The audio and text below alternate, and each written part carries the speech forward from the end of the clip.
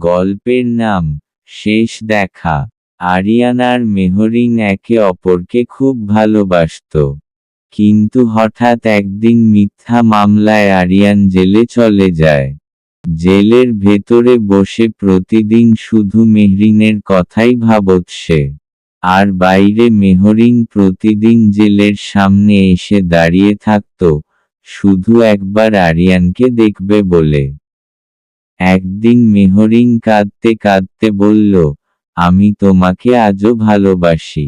কিন্তু সময় তাদের ভালোবাসাকে আলাদা করে দিল। অনেক বছর পরে জেল থেকে বের হয়ে আরিয়ান জানতে পারে, মেহরিন আর এই পৃথিবীতে নেই।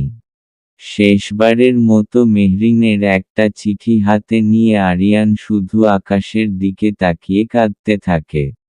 ভালোবাসা কখনো শেষ হয় না।